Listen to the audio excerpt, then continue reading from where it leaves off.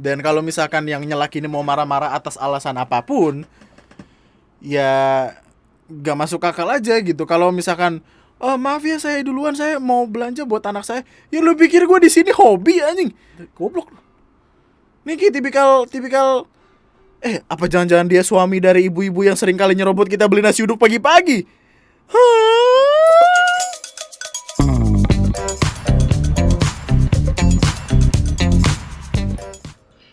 Emak-emak teriak histeris bikin geger satu kapal. Niat antar keluarga malah terbawa berlayar. Emak-emak tersebut histeris karena ia terbawa berlayar. Padahal niatnya hanya masuk ke dalam kapal untuk mengantarkan keluarganya. Disorakin satu kapal gara-gara kesel. Iyalah, udah waktunya berangkat, balik lagi, docking kapal lagi. Gue yakin ya ketika lebaran-lebaran selanjutnya, momen ini akan selalu diceritakan kembali di pertemuan keluarga. Gue yakin nih, gue yakin banget. Pasti akan ada satu pade-pade, bude-bude yang tiba-tiba haha lucu banget gitu. Tapi nggak lebih lucu daripada emak yang ke bawah kapal sih itu. Untung belum ke bawah jauh gitu. Tapi kira-kira dicek tiket nggak ya?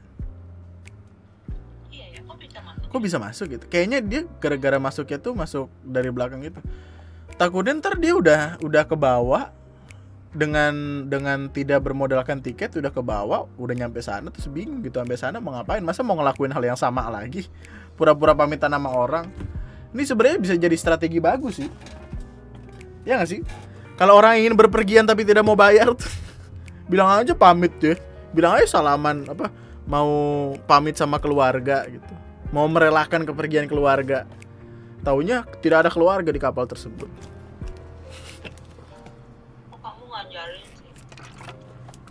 Ya ini untuk ini aja nih, untuk pihak kapal pelayaran atau apapun, tolong dicek lagi lah. Ini kalau ibunya ke bawah beneran gimana?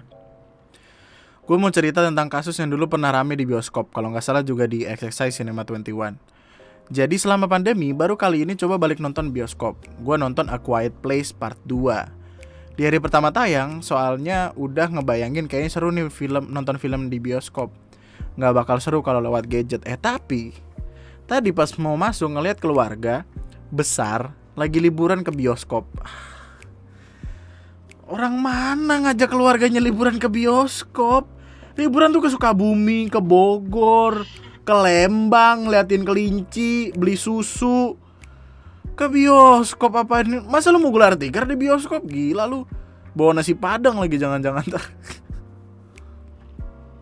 Mereka satu studio sama gua, literally sekeluarga besar gitu. Entah deh mereka itu keluarga atau teman arisan atau tetangga yang pasti banyak banget. Bukan yang cuma ayah, ibu, dan anak aja, tapi ada beberapa kepala keluarga dengan banyak anak kecil. Bahkan ada bayi. Perasaan udah gak enak dari awal. Bener aja, baru mulai digelapin ada anak kecil teriak, "Ya aku gak mau masuk, maunya di luar aja."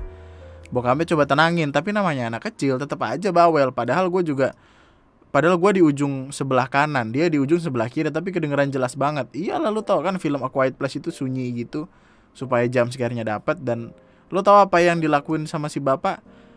Keluar. No, tapi dia malah ngasih anaknya HP buat nonton YouTube. Ya Allah. Dengan suara yang kencang ditambah film yang hening, men, ternyata masih ada aja yang kayak gitu. Kenapa ya banyak yang ngajak liburan keluarga ke bioskop? Nggak salah sih kalau emang filmnya kategori keluarga atau semua umur. Di sini yang gue bingung dari Cinema 21, kok bisa ya banyak anak kecil diizinkan masuk? Iya juga ya.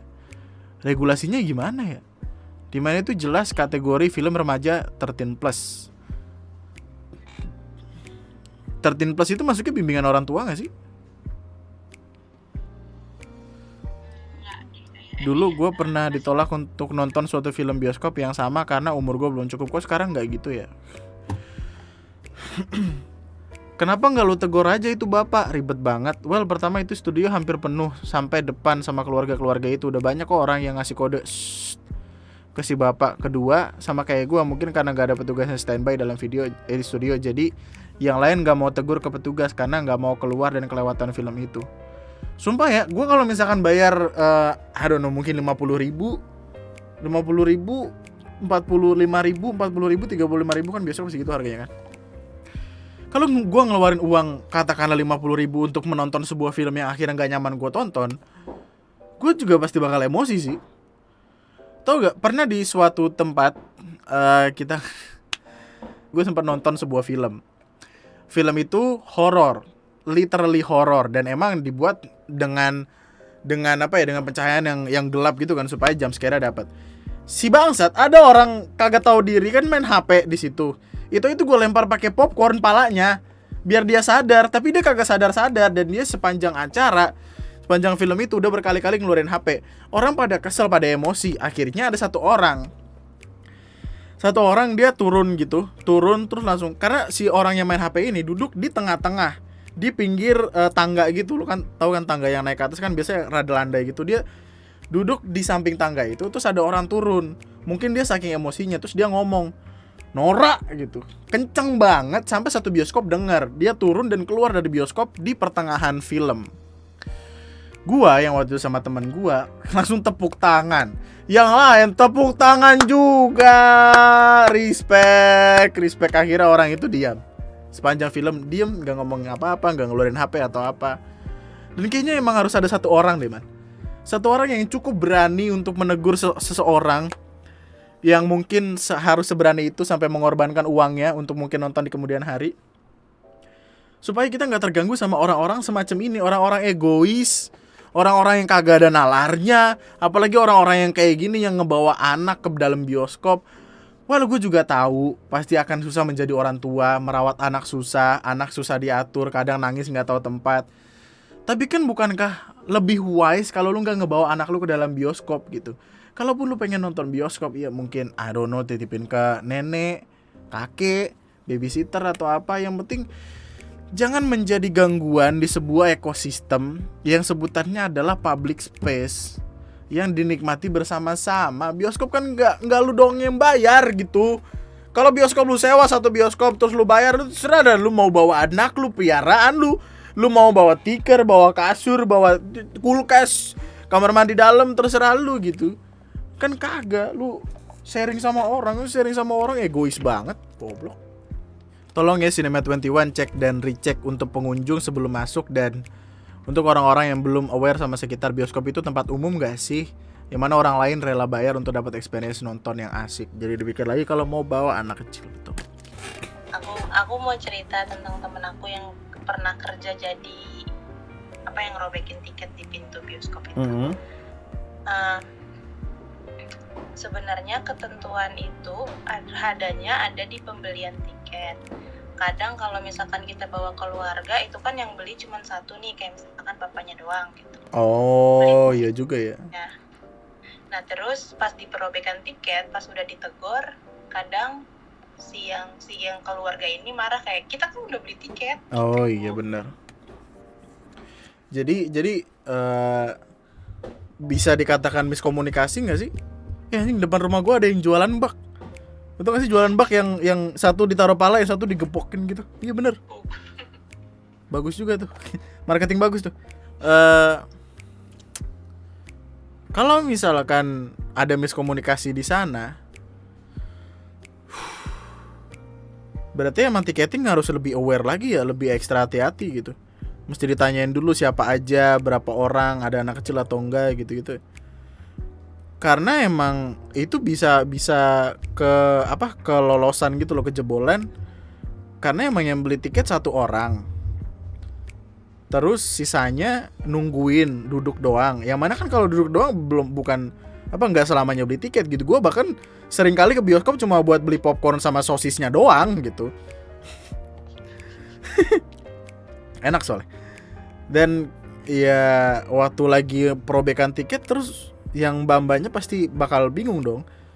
Cuman ketika mbak-mbaknya ngomelin, mbak-mbak yang robek tiket kayak bilang, anak kecil nggak boleh pak, ini kan begini. Terus kalau orang itu marah-marah dengan, saya kan sudah bayar. Nah itu gimana itu diplomasinya?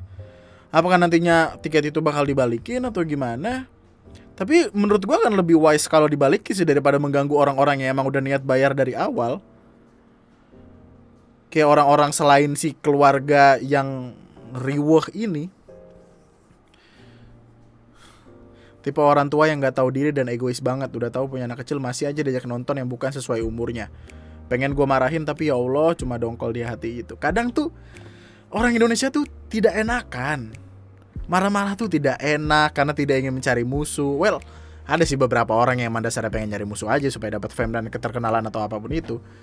Tapi cenderung lebih banyak yang tidak enakan, yang pada akhirnya akan kesel sendiri, terus marah-marah di Instagram story gitu. Kan ini yang terjadi kan. Ini juga mungkin akan terjadi ke gua gitu. Jadi apa ya? Kayak di satu sisi orang yang gak enakan ini berharap kesadaran diri dari seseorang. Tapi orang ini kagak sadar-sadar si anjing. Gimana dong? Masa mesti diruqyah dulu? Inilah kenapa kita harus punya yang namanya common sense, everybody. You know what? Common sense is something that you really need to have in your goddamn mind. Anjing, bagus tuh bahasa Inggris gua. Gua belajar di itu, ILPI. Inggris lancar pisan.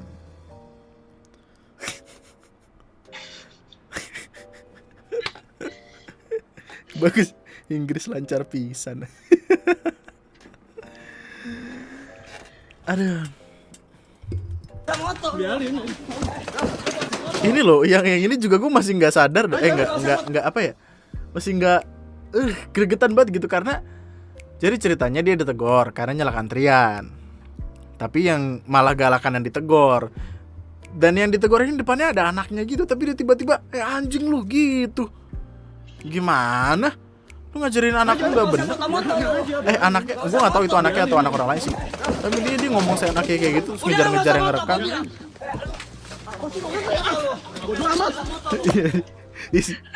Gue nggak tahu apa yang dilakukan sama perekam sih, tapi gue rasa yang ngerekam tuh kayak,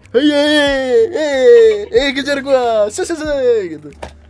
Gue seneng sih kebikin orang-orang goblok kayak gini, kesel gue seneng sih. Udah nyelak antrian bukannya sadar malah marah-marah sendiri. Abangnya cabut lari-larian. Udah cabut lu nggak asik lu goblok. Kalau mabuk jangan kesini lu goblok. Gak usah moto. Gak usah moto. Biarin. Udah gak usah moto, gue bilang. Padahal nggak difoto ya, abangnya bilang aja kayak, oh enggak gue nggak foto. Itu ngapain video? Oh bilang dong. Itu abangnya lanjut lagi anjing. Sebenarnya kasir juga kasih tahu kalau antri dulu dan jangan dilayani meskipun beli satu barang aja seperti rokok. Gue nggak tahu itu SOP atau gimana ya, tapi gue kan sering kali tuh zaman pandemi tuh, zaman lagi nggak boleh keluar rumah atau apa, pandemi awal-awal lah. Gue selalu paling jauh cuman ke Alfamidi depan komplek. Nah di Alfamidi itu ya karena di pinggir jalan jadi siapapun bisa masuk gitu. Yang gue seneng adalah kan gini kan, kayak barisnya kan ke belakang, tapi kasirnya ini ngebelakangin pintu masuk. Jadi ada orang yang bisa tiba-tiba datang terus langsung ke kasirnya gitu. Nah gue seneng kayak kalau misalkan ada kurir kan, kenapa kurir anjing, emang nganter barang. Jadi ada kasir-kasir yang oh maaf pak silahkan ngantri dulu gitu, atau oh maaf pak masnya duluan gitu. Menyenangkan loh untuk diperlakukan demikian gitu, karena kita tuh kadang nggak enakan. Dan ketika nggak enakannya kita ini dibantu oleh orang lain yang punya otoritas di situ, itu akan ngebikin gimana ya, kayak kita tuh jadi lebih loyal gitu. Pokoknya semenjak kejadian itu gue jadi lebih sering belanja di situ. Gue belanja kulkas, TV, dispenser di situ lah pokoknya. Kagak ada gue minta mbaknya beli lah gitu. Dan loyalitas itu yang dibangun dan ngebikin apa ya, kita lebih respect gitu. Dan kalau misalkan yang nyelak ini mau marah-marah atas alasan apapun, ya gak masuk akal aja gitu. Kalau misalkan, oh maaf ya saya duluan, saya mau belanja buat anak saya. Ya lu pikir gue di sini hobi anjing? Lu pikir di sini gue lagi challenge gara-gara kalah challenge gitu? Goblok. Nih kayak tipikal apa jangan-jangan dia suami dari ibu-ibu yang sering kali nyerobot kita beli nasi uduk pagi-pagi? Jangan-jangan memang benar. Gue sekarang tahu kenapa ibu-ibu sering kali nyelak beli nasi uduk dengan alasan anaknya lapar. Ini terinfluence dari dia nih. Maaf ya mas, anak saya dulu, anak saya lapar. Lu pikir gue di situ ngapain anjing? Lu pikir gue rutinitas gue cuma ngantri terus habis itu pulang? Lu pikir dengan gue ngomong, Mbak nasi uduk 1, oh iya mas ini, makasih mbak, oke emang ngantri bisa bikin kenyang goblok. Lu ini orang-orang kayak gini kalau ke Jepang digebukin orang kali ya. Di Jepang kan apa bang ngantri ya kan, masuk kereta juga ngantri, nungguin yang dalam keluar dulu gitu. Lucu banget nih, lucu. Ini influence jelek nih, jangan ditiru kawan-kawan. Rene, mana mah tuh? Matu tenang.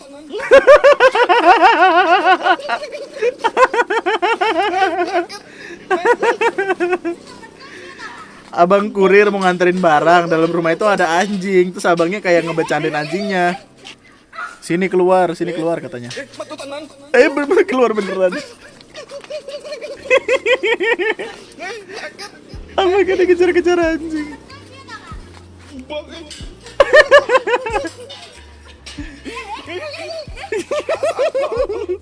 Sorry bang, ini bukannya gimana nih, tapi lucu bang. Abangnya kayak, sini keluar, dari keluar Matu tenang.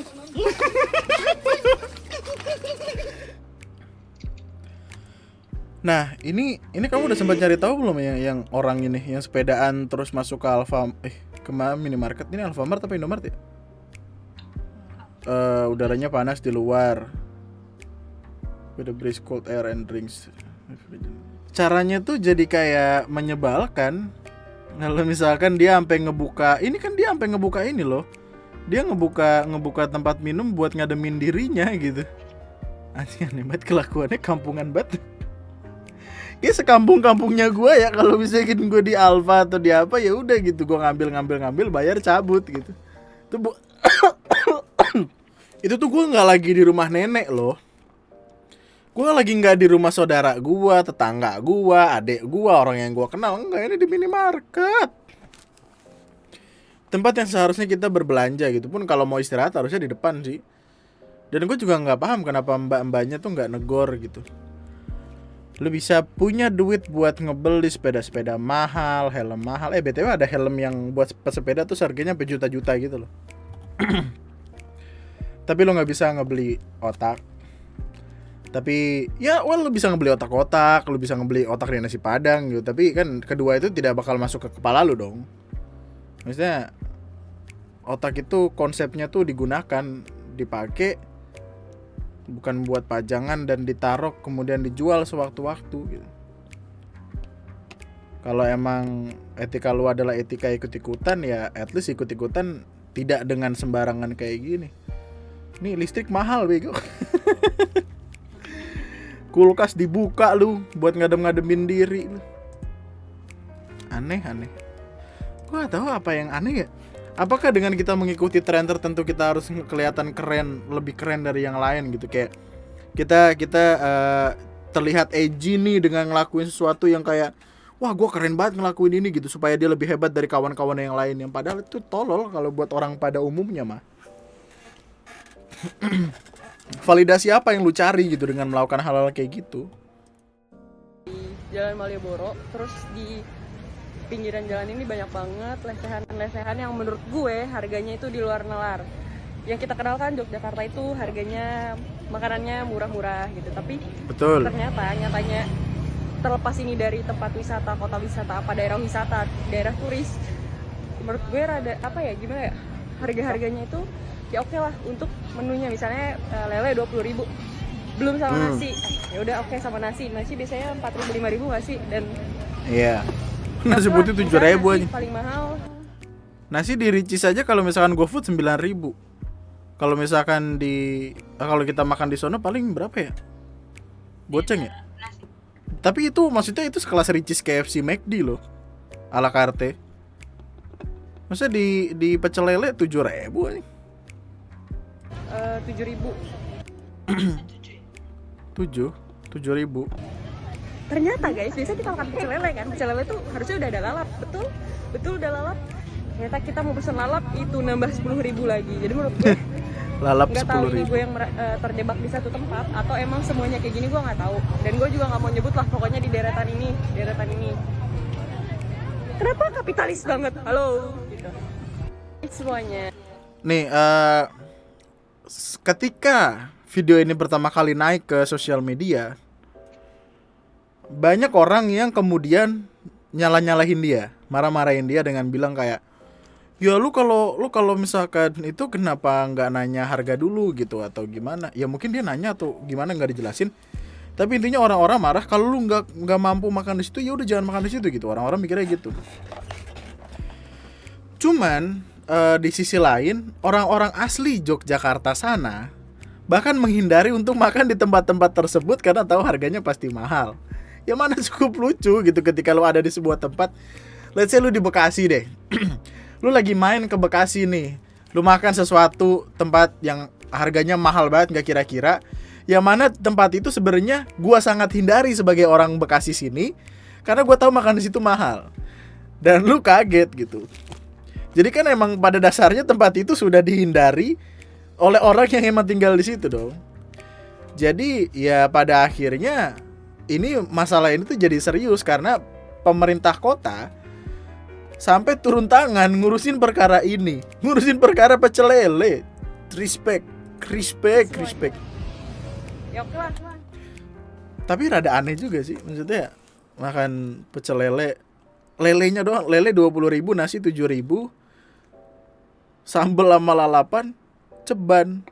Malioboro emang mahal-mahal kok, apalagi jajanannya mahal banget. Aku malah di Palembang makan pinggir jalan soto 2 mako sama air putih 2 gelas 100.000. Mana sotonya nggak enak. Bagus. Gua aja beli pecel lele nggak pakai lele 10.000.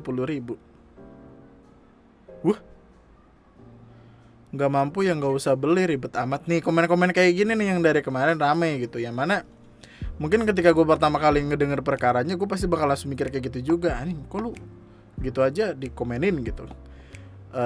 Gue sempat mikir kayak ya udah di situ kan Malioboro gitu, Malioboro tempat wisata harganya mahal gitu. Gue sempat mikir kayak gitu.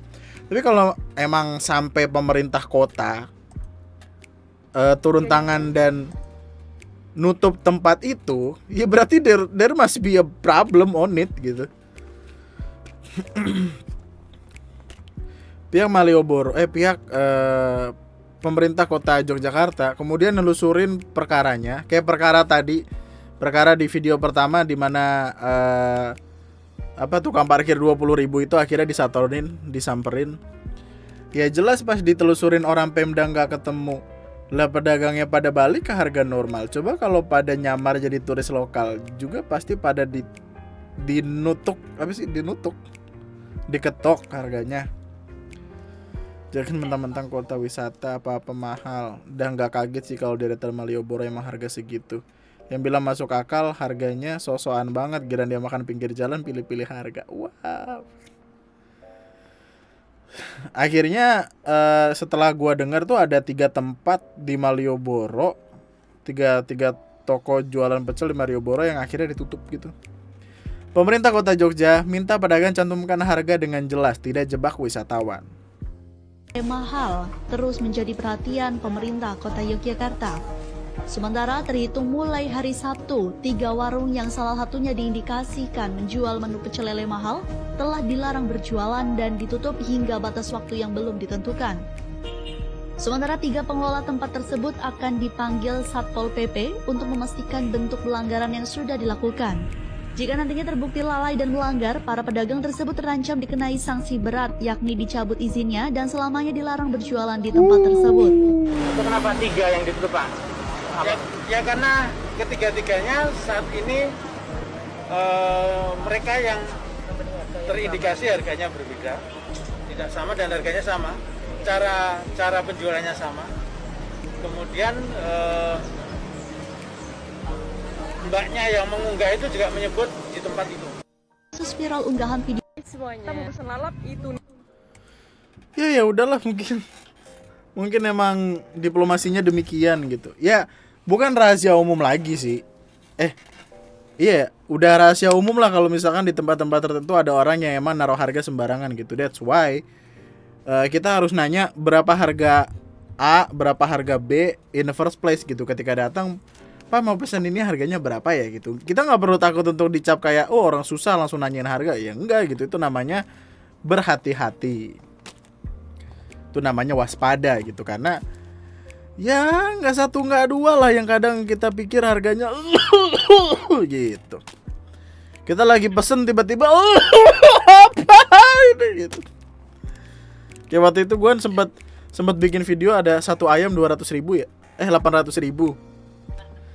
Satu ayam 800.000. Shock gak lu men? Kaget gak lu? Ini kalau yang beli Rafathar mah ya udah dibuat mainan sama Rafathar gitu. Ini kalau misalkan orang-orang kayak kita yang nyetok Indomie setiap tanggal 25 ke atas, hah, gimana? Tapi gue rasa itu aja kali ya untuk yang bisa dibahas dari perkara bulan Mei, karena terlalu banyak. Bro, ini gue record udah 2 jam 7 menit. Gue gak tahu seberapa banyak bakal gue edit sih, tapi kayaknya mata gue udah capek, gue udah tidak kuat. Semoga di bulan Juni ini lebih sedikit perkara ya, lebih sedikit masalah sih. Karena bulan Juni kan akhirnya bocah-bocah pada libur kan. Tapi mungkin ya ketika bocah-bocah libur masalah perkara bakal nambah banyak, gue gak tahu juga sih. Tapi intinya itu aja dulu untuk video kali ini. Itu aja dulu untuk TNM Recap 2021 edisi bulan Mei. Subscribe kalau lu masih mau dengerin gue ngomong. Like videonya kalau lu suka. Dislike aja kalau gak suka, gak apa-apa. Sampai jumpa di video gue selanjutnya. Tetaplah bahagia, tetaplah baik-baik saja. Nama gue Andri. Sekian dan